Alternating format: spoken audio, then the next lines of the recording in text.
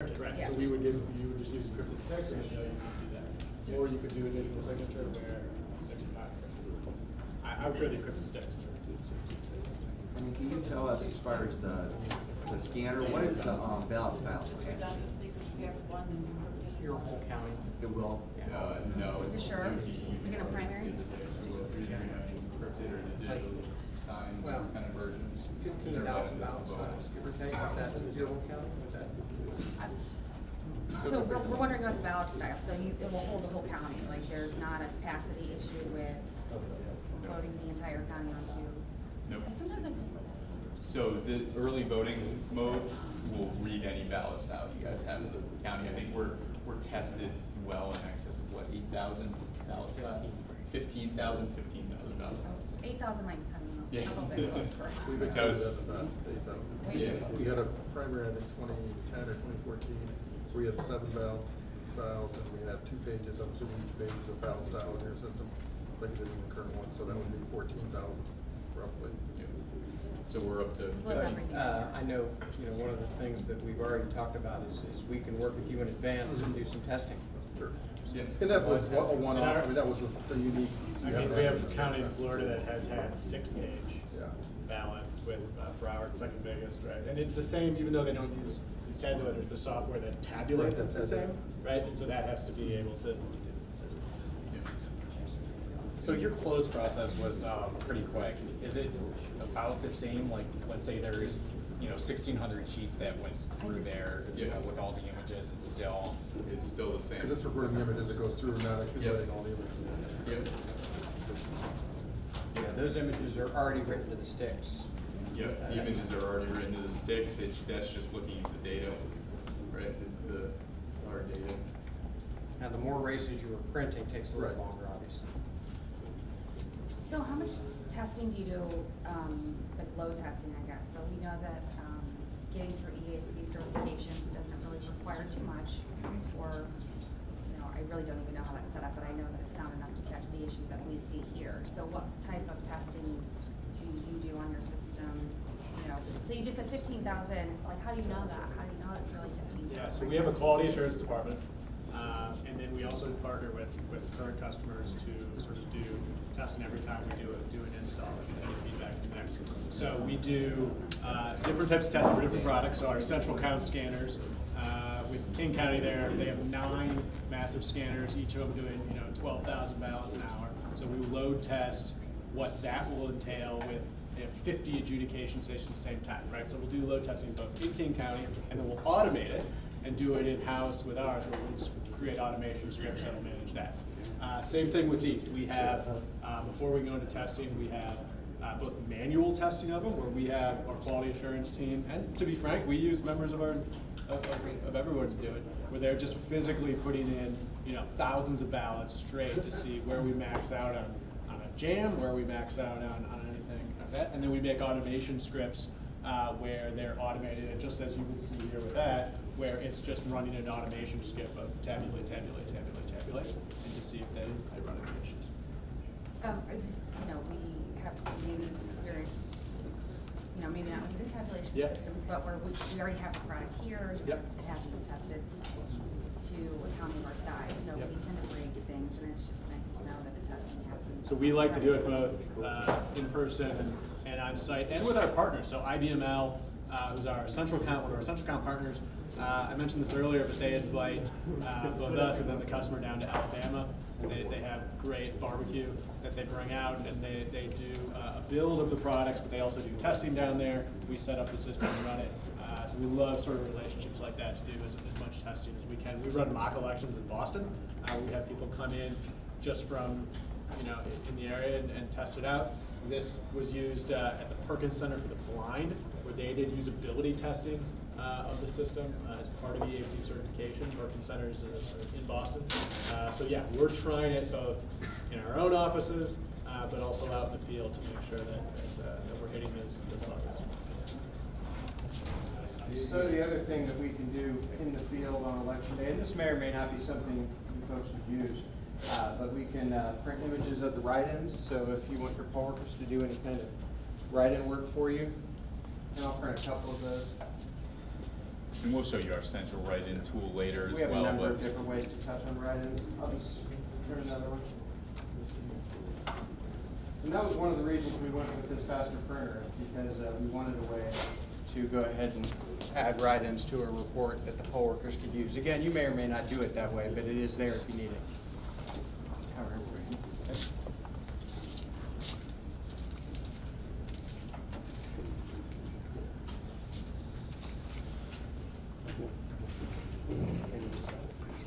all right, and I'm back. So this, what questions were going on, but, I don't know, he just covered write-ins. Yes. Anything else? Okay. Yeah, I just threw that in there. We'll show you more about write-ins this afternoon too. Yeah. Some really exciting stuff on write-ins this afternoon. So ultimately, again, that is the process of closing things down. You pull the sticks, bring them back into the central office. That process will remain the same for you guys. And then it gets loaded into that visualization engine and reporting engine. I'm not sitting here saying that you would, as a team, be using that for every contest and reviewing the ovals and things like that on election night, but ultimately where that's gonna come into play and be very important for you guys is if you have a tight race. So we can basically show you every needle in the haystack that's out there in real time on election night. So if you have a,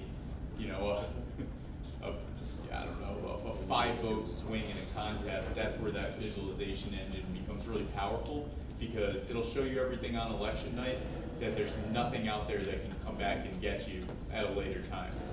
We know that candidates will be in your office the next morning with their lawyers if there's a 5-vote difference, wanting to look at ballots and recount and all of those things. We'll give you all of the information right up front. So that's what we really aim to arm you with, and we'll show you all of that on the admin side later. So, yep. On election night, when both sticks, like, do you bring them both back in, tabulate them both, or do you just bring one in? No, you would bring, so best practice would say bring one in and leave the other locked in the Okay. machine. And that way, they're just separated, because if you got in a Okay, car so- accident with one of them, obviously there'd be an issue. And Just there's a a- third redundancy within the machine as well. Yeah, yeah. But generally I tell people that look at the 2 sticks as your election, because the third point of redundancy you really require us to get to. It'd be, well, with a technical group like you guys, you may not need us, but it is a little more difficult to get to than just a thumb drive. The last piece is if you did try and upload, say you uploaded 1 stick from this machine, you could not upload the second stick. So the system will obviously recognize that the results from this machine have already been inputted. Any other questions on the precinct system? That's really, it's kind of, yep. Are we voiding any warranties if we try to fix any part ourselves, or is that exclusive to you? I'll defer to our CEO on that one. I've never been asked that question before. Would you ask that? Are we get in trouble if we try to fix it ourselves? I'll let you deal with certain things, but yes, no. Generally, no. I mean, we want to give you the ability to really know the systems. I think that varies by the level of comfort in the counties.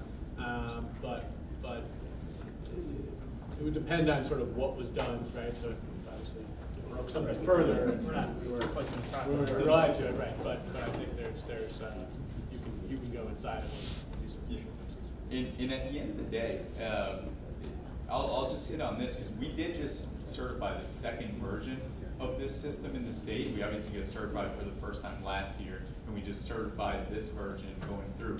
We made significant hardware improvements in that 1 year, because the first EAC certification really is a long process, right? So the machine that we had developed and then certified, we had already come up with better things as we were doing that process, so we went and certified again. This machine has about 7 parts inside of it total. Our previous scanner that you saw last year when we were in front of you guys, last December, had about 45 parts. When you look at cables and just all of the different pieces inside of it, we reduced it to 7 total parts. So being able to do things like maintenance on the machine and look at things yourselves is just incredibly easy in this. And I can open up the back end, the back of the system for you to look at. There's space for you to be able to get around.